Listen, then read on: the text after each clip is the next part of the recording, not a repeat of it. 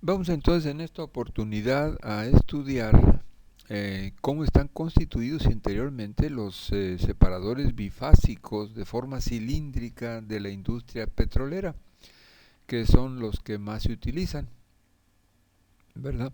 Estos separadores, la función básica de estos separadores es separar, su nombre lo indica, separar el gas que proviene de los pozos productores de la producción bruta, que es aceite más agua congénita, ¿verdad? Que también viene de los pozos y viene del yacimiento, ¿verdad? Entonces, estos equipos lo que hacen es separar el gas por un lado y el aceite y más el agua por otro lado para poder tratarlos y venderlos por separado. Ahora, los más usuales en la industria petrolera son los separadores cilíndricos. También hay esféricos, pero los más usuales son los cilíndricos. Le estamos llamando bifásicos porque sirven para separar dos fases, ¿sí? Dos fluidos distintos. Ahora, estos separadores se dividen en dos tipos generales. Uno que son los separadores verticales cilíndricos y los otros los separadores horizontales cilíndricos.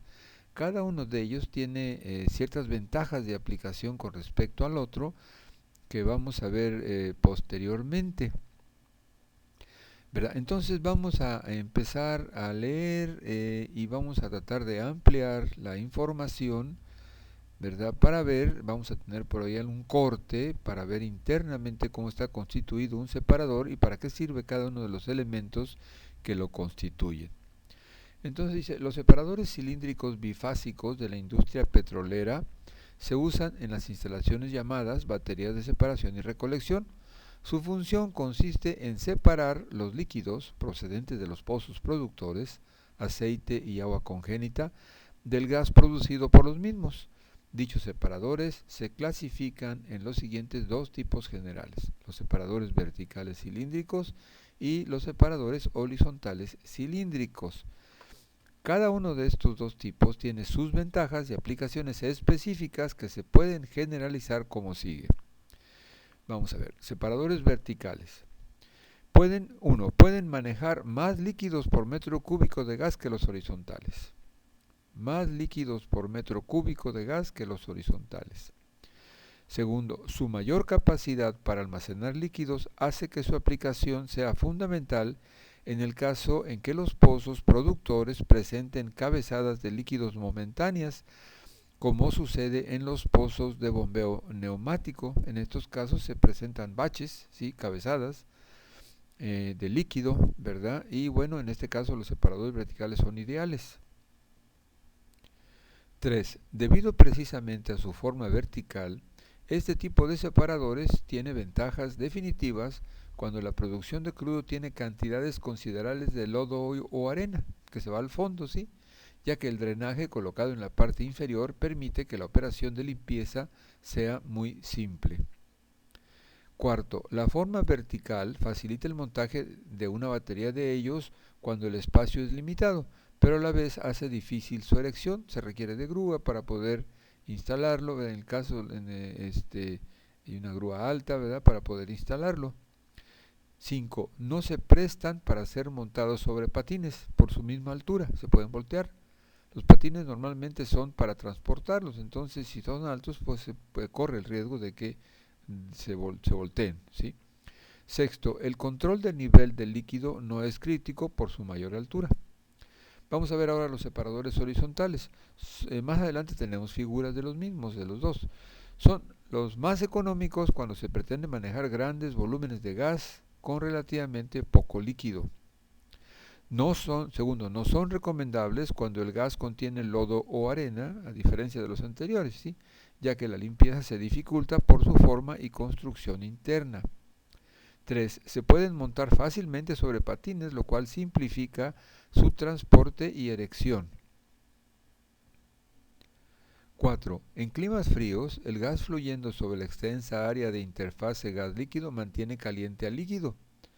Debido también a la gran área de interfase que tienen estos separadores, hay más probabilidades de éxito al manejar crudos espumantes que con el otro tipo de separadores. Vamos entonces ahora a ver la descripción de los separadores verticales y vamos a tener una figura aquí adelantito. Secciones que constituyen un separador vertical. Un separador de este tipo consta de las siguientes secciones. Figura 1. A. Sección de separación primaria. Esta normalmente está en la llegada del crudo, en donde por agitación, entre otras cosas, se separan las gotas de líquido de las moléculas de gas que se van hacia arriba y las de líquido, por su mayor densidad, se van hacia abajo. 2. Sección de separación secundaria. Esa se presenta en la parte más alta, más arribita, ¿verdad? El gas al ir ascendiendo arrastra algunas gotitas, ¿verdad? Y en esta sección las gotitas, bueno, se separan, ¿verdad? Para eso se requiere, claro, que los separadores, el diámetro del cilindro de los separadores sea grande en comparación con el diámetro de la línea de carga del separador, con el propósito de que el flujo del gas, el flujo ascendente, disminuya su velocidad y se dé tiempo a esta separación secundaria. Sección de extracción de niebla está más arriba, en donde se tiene una especie de rejilla en la cual se adhieren las gotitas más pequeñitas, formando gotas más grandes que caen luego a la parte de abajo en donde está el líquido. De sección de almacenamiento de líquido, que como dije está en la parte de abajo. Aquí se tiene una figura en donde se tiene un separador y se ven las secciones que lo constituyen. Vamos a ver, aquí tenemos una lista de partes y las secciones, ¿verdad?, de que lo constituyen. Vamos a ver cómo trabajan cada una de ellas. Uno dice válvula de seguridad, vean, está en la parte más alta, maneja puro gas. Esta válvula de seguridad está calibrada a una presión un poco mayor que la de separación, con el propósito de que si se tiene alguna falla en el control de la presión de separación, esta válvula releva antes de que reviente el separador. 2. Extractor de neblina. Es una malla que se tiene aquí en la cual las gotitas más finas se pegan al metal, ¿verdad?, por la fuerza de adherencia entre fluido y sólidos, ¿sí?, y forman gotas más grandes, las cuales caen entonces a la parte de abajo en donde está el líquido. 3. Cabeza de ruptura para seguridad. Esta se ve aquí. Se trata de una cabeza que se tiene dos bridas y en medio se tiene un tapón que es una lámina de menor espesor que la lámina del separador, con el propósito de que si llega a tener problemas, si no funciona la válvula de seguridad, en lugar de reventar el separador, revienta esta lámina y no se produce la falla de todo el equipo, ¿sí? 4. Mampara deflectora de flujo de entrada. Está en la parte de abajo, ¿sí?, en la parte del medio. Básicamente está en la entrada. Aquí se tienen unas mamparas, ¿verdad?, que sirven para producir turbulencia en el flujo, que se separan entonces las moléculas de gas que ascienden y las gotas de líquido que van descendiendo a la parte de abajo, en donde van a ser posteriormente drenadas. 5. Piloto de control de nivel. Aquí lo tenemos. Este piloto lleva un flotador, ¿verdad?, y entonces sirve para mandar una señal a la válvula controladora de nivel, que está más abajo, ¿verdad?, que es la 8, ¿verdad? De tal manera que entonces a este piloto se le fija un set point, ¿verdad?, y va a mantener pues el nivel del líquido dentro del separador en un rango cercano al set point, ¿sí? 6. Flotador del control de nivel, es el que se ve aquí, es el con el cual se tiene la señal, vamos, del nivel que se tiene dentro del separador. 7. Cristal indicador de nivel, que se tiene aquí en la parte derecha. Este cristal indicador de nivel, por vasos comunicantes, nos indica el nivel del líquido que se tiene dentro del flotador. 8. Válvula motora del control de nivel. Aquí la tenemos. Esta válvula motora está siendo actuada por el piloto, el 5, que se tiene aquí, ¿verdad?, y el cual manda señales para que abra y descargue el separador y mantenga. El piloto va hacer que la válvula de motora mantenga el nivel al set point, a la altura de nivel que le fijamos. 9. Manómetro. Tiene un manómetro para poder verificar la presión de operación del equipo, ¿verdad? A fin de que sea la que se considere óptima, ¿verdad?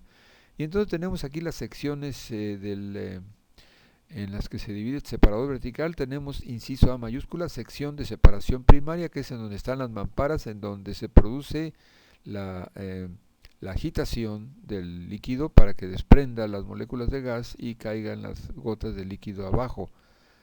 Luego tenemos el inciso B, aquí arriba a la derecha, dice sección de separación secundaria, en donde, debido al diámetro del separador y a que el gas asciende despacio, las gotitas que lleva el gas pues caen, se les da tiempo a que vayan cayendo y vayan a dar abajo donde se tiene el almacén de líquido. C, en la parte C, que está más arriba, se tiene una malla en la cual se adhieren las gotitas más finas que todavía arrastra el gas, formando gotas más pesadas que caen entonces otra vez a la parte inferior, ¿verdad? Para formar el almacén de líquido, ¿verdad? Producción bruta del pozo. Este es el C. El D es en la parte de abajo ya, que es la sección de almacenamiento de líquidos, en donde caen todas estas gotas de que estamos hablando, las las otras que son más pequeñas y por último las más finas, y forman un nivel de líquido en el fondo del separador señalizado por el cristal de nivel, ¿verdad? Y controlado por el piloto, que manda la señal a la motora para mantener el nivel en el límite adecuado. Como se ve en la parte de abajo, se dice drenes de sedimentos.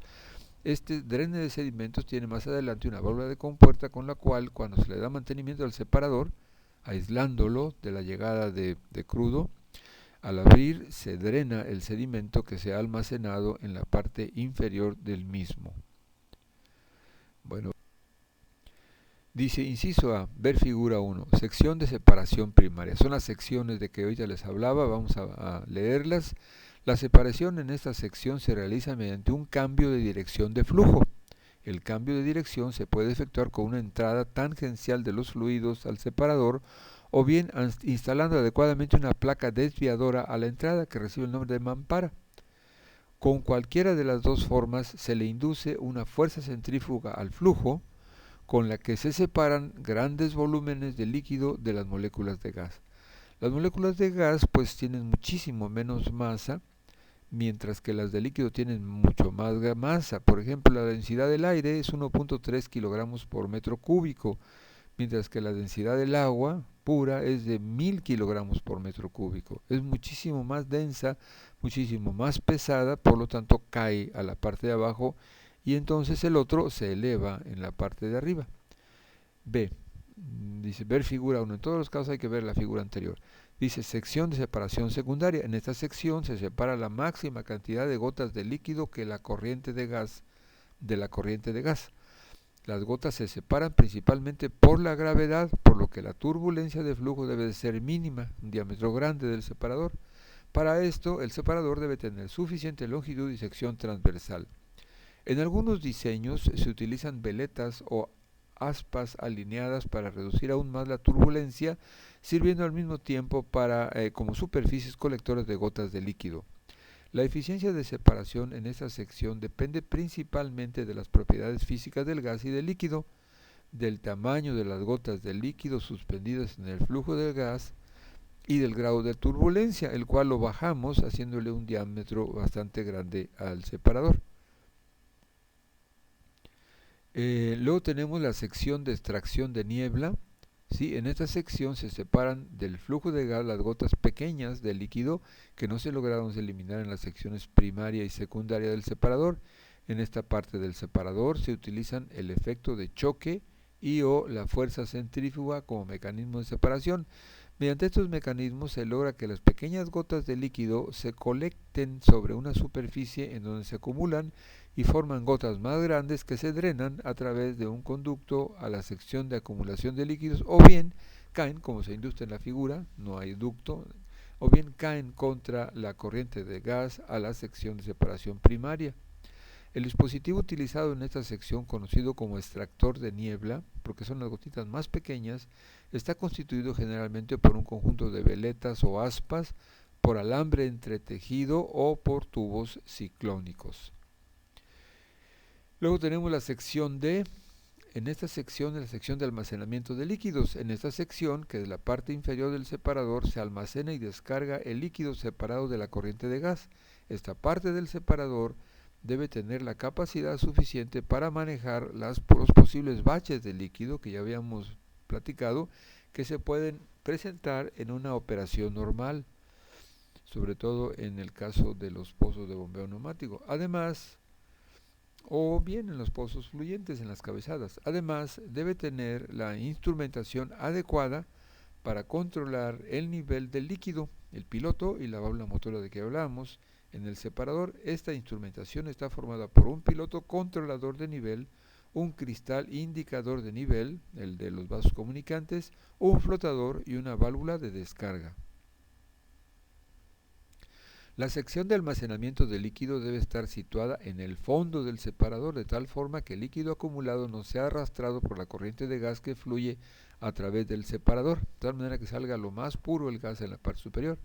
Aparte de las 4 secciones antes descritas, el separador debe tener dispositivos de seguridad tales como una válvula de seguridad, una salida de ruptura de seguridad y controles adecuados de presión en la salida de gas. Estos se pueden ver en otro video en donde se tiene una batería de separadores y ahí se ve la válvula de control. Cuando se conocen los tipos de flujo de la mezcla de gas y líquido que va al separador, tal como la frecuencia de los baches de líquido en pozos de bombeo neumático, se deben hacer cambios en el diseño y tamaño de las partes del separador para manejar esto, ¿no?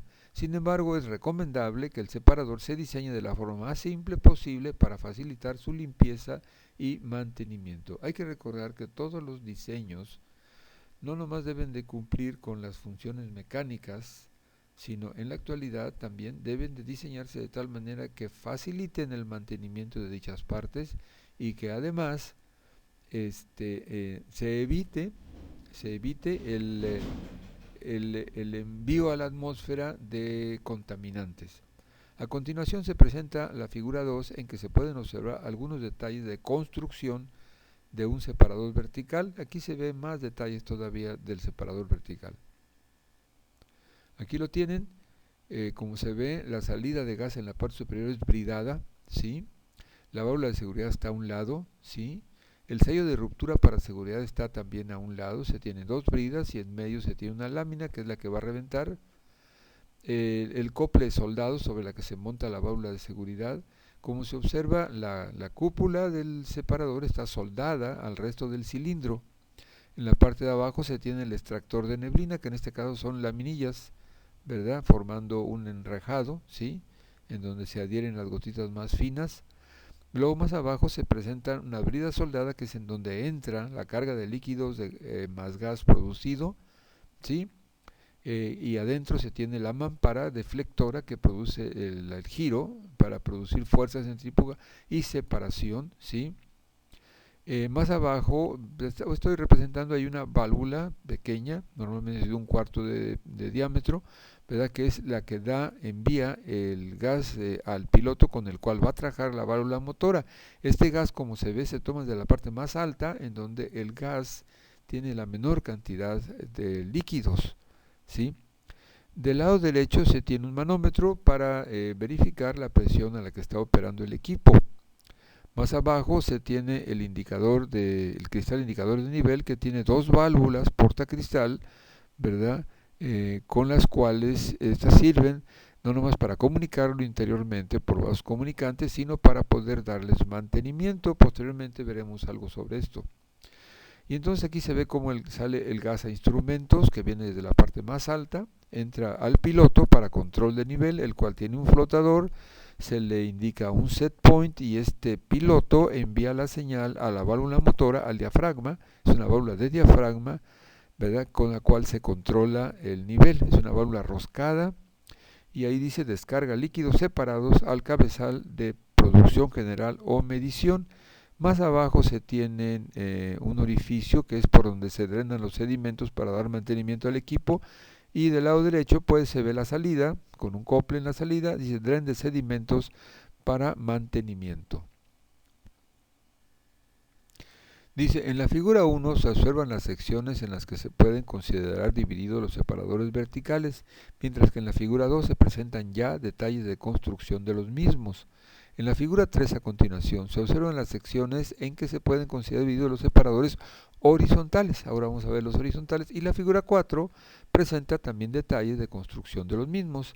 Es importante hacer notar que en todos los separadores la separación de los líquidos y del gas se lleva a cabo primero por agitación para separar las moléculas de estos fluidos, y a continuación se lleva a cabo la separación final por diferencias de densidad, de tal manera que los líquidos se depositan en el fondo del separador, de donde se drenan por medio de controles de nivel, mientras que el gas sale por la parte superior.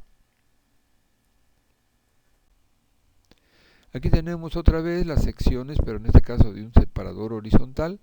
Las 4 secciones, la misma mampara que se tiene a la entrada de la mezcla, del lado izquierdo, la mampara desviadora de la mezcla para producir agitación y que se desprendan las moléculas de gas de las gotas de líquido. 2. El extractor de neblina, ¿sí? El extractor de neblina que se tiene adelantito, ¿sí? El extractor de neblina en la cual se adhieren las gotas más pequeñas.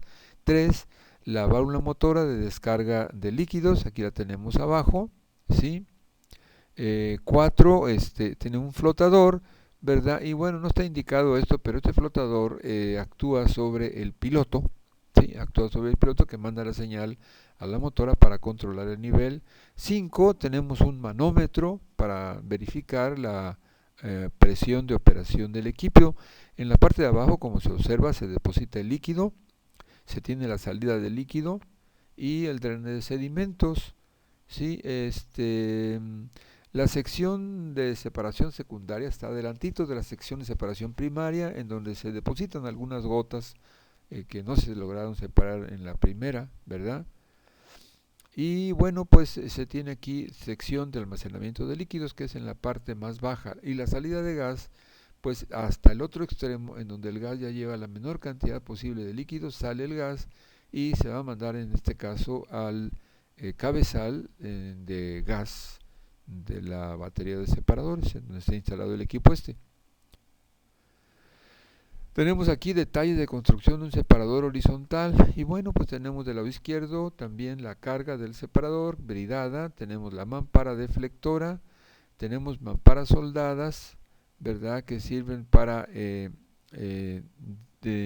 separar, pues que se vaya separando el líquido en la parte de abajo, del gas en la parte de arriba. Tenemos el extractor de neblina, tenemos el sello de ruptura por seguridad, la válvula de seguridad en la parte superior, tenemos el dren de sedimentos en la parte más baja, ¿sí? Tenemos aquí otra mampara que también sirve para separar fluidos. Tenemos un manómetro, y tenemos aquí la valvulita que envía gas en la parte más alta al piloto, el cual va a mandar la señal de apertura y cierre a la válvula motora. Se tiene un flotador, ¿sí? Se tiene la salida en la parte superior bridada del gas que va a dar al cabezal de gas, ¿verdad? Y en la parte de abajo, como se observa, se tiene la descarga de líquidos manejados por la válvula motora, que es señalizada por el control, el piloto control de nivel.